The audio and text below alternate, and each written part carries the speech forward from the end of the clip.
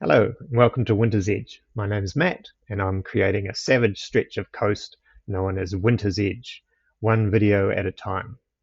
It will eventually become its own campaign setting, but feel free to use it or elements of it for your own campaign. In this video, I'm going to look at creating a randomly generated alleyway system in the shanty town of Yor, and feel free to use this in your own settings if you suddenly have a alleyway chase erupt out of nowhere. Also, critique this system in the comments. There must be other ways of doing this, and I'd be interested in to hear how you approach it. You see, the main reason I'm doing this is one of my players in an upcoming adventure unfortunately can't play with us anymore, so he's willing to die a glorious death to exit the campaign.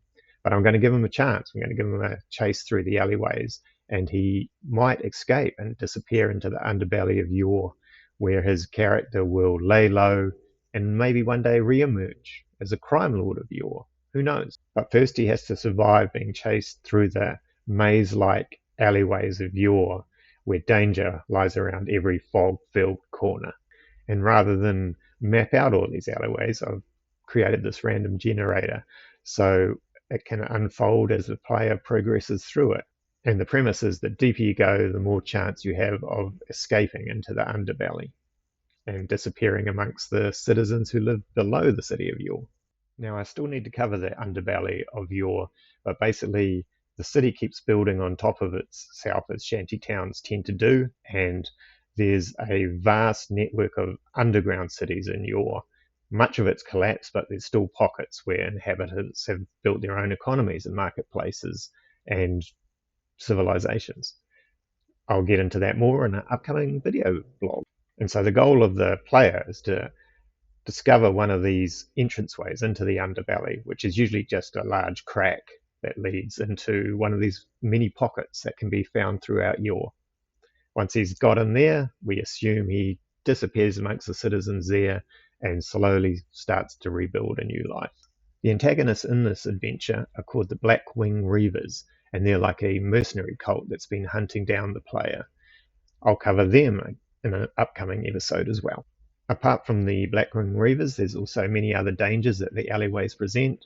There could be thugs lying in wait, crowds that can slow the runners down, and of course the dreaded dead ends where a player might find themselves having to backtrack through his pursuers. So let's get into that, but before we do, I made this, which is pretty cool. The first thing we'll quickly go through is the D&D chase rules. There's a few elements of that we'll use that I think are great, and one we'll get rid of in favor of another rule. The rule that I like is any chase participant can only use the dash action 3 plus their constitution modifier times before they have to start making checks. Each dash they take over the limit forces them to make a DC 10 constitution check. If they fail, they gain 1 level of exhaustion. So this is really cool mechanic. It means that at the start, players will probably be using the dash quite a bit, but then they might have to start to regulate it as they will start to become more and more exhausted. The first level of exhaustion gives them a disadvantage on every subsequent check, which is going to play a part because I'm going to be using reflex checks if they have to make sudden movements or dodge through crowds. Level 2 exhaustion, their speed is cut in half, and the third and fourth level exhaustion don't really make running any worse, but they certainly make fighting worse if anyone catches up with you. And at the fifth level, your speed drops to 0, so you can consider the chase over and yourself caught without really being able to fight back. The rule that I'm not going to use is the stealth rule, where if the pursuers lose sight of the runner, then basically the runners can make a stealth check to evade them. But we're going to say here that the chasers will carry on down the alleyways they saw the person going down, and there's always a chance they'll catch them at a dead end. The only time they make stealth checks is if the person is trying to move quietly when the pursuers have a choice, like a T intersection, and then deciding which way to go.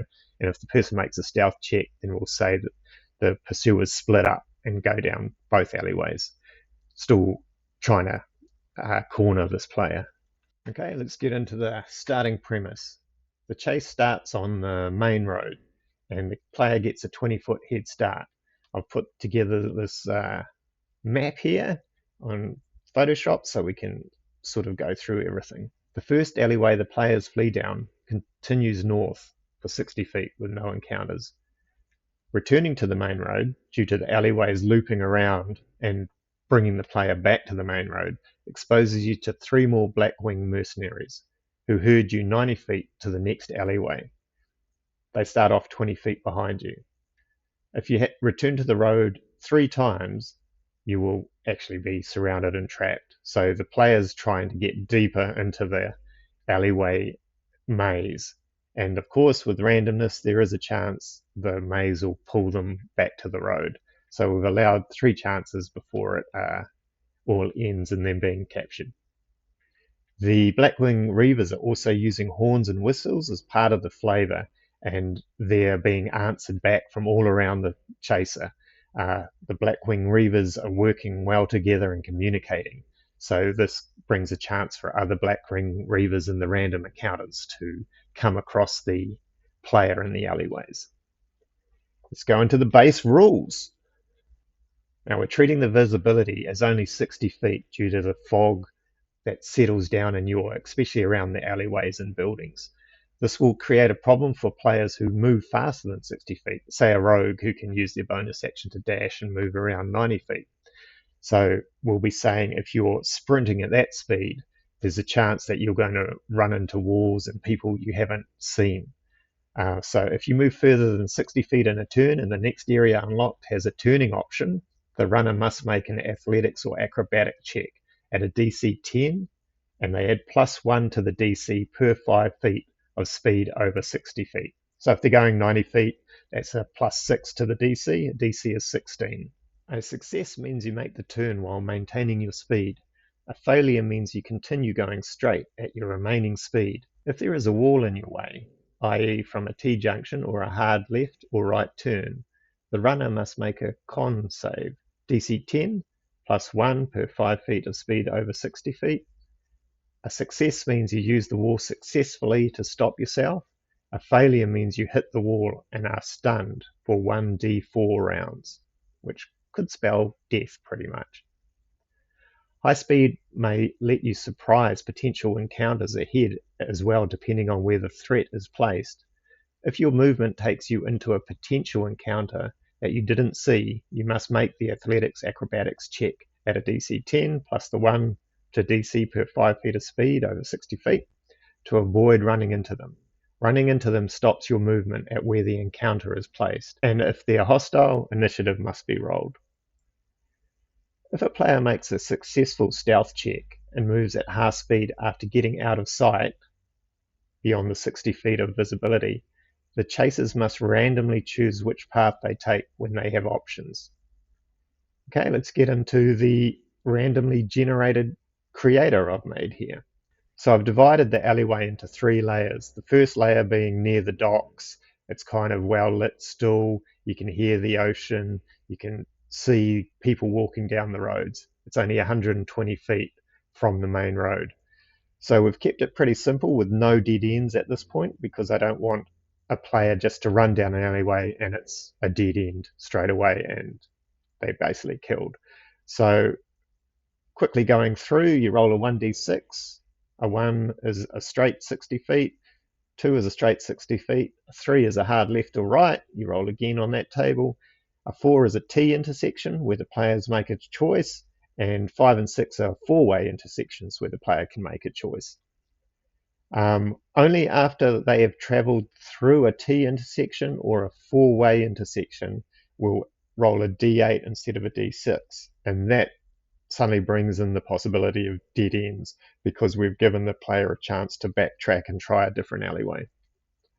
And I've also made the dead ends manageable. So once you hit a dead end, you roll a D8, and they can be anything from a flimsy high wall where you just make an athletics check to bust through it, or they could be a high slick wall where you have to climb over it. Only a 7 and an 8 on that result in a true dead end. But if you roll an 8, hey, you've found one of the holes into the underbelly of your at that dead end and basically won. And every 60 feet you travel in the first layer, we roll the d6 for a possible encounter, a 1d6 chance, with a 1 and 2 being hostile, and the 3 to 5 being just natural obstacles, people wandering around, sailors, a beggar, and citizens returning home. And on a 6, you get Kriska intervention, where a Kriska darts out and tries to help you by tripping the lead chaser. And the Kriska hits on a 12 or more, and the target must make a strength save of 13 or more or be knocked prone, and everyone behind them halves their movement for that turn. As we go into the second layer, there's more dangerous encounters and a chance to come across a hole in the underbelly. I'll leave this here for you to look at, but again, a 1d6 chance. You can have anything from Blackwing Reavers to Ogre Thugs, and I've also, if you roll a 9, you get precariously stacked crates, which the player can pull down to create difficult terrain for the pursuers and give himself some breathing room. Once you get into the third layer, then I've allowed a d20 to see what sort of encounters you have. And there's a 3 in 6 chance, as we're saying that there's more danger in this area and more holes that the player can sneak down and more variety of encounters. So you can have anything from Blackwing Reavers finding you to homeless clans, which you have to dodge through, lots of precariously stacked crates, and then you start to get holes into the underbelly. Some small, where you have to make a decision whether you're going to try squeeze through using your turn, and if you don't squeeze through, it's a wasted turn. But if you do manage to, then you are safe. And yeah, that's basically the entire mechanics of it.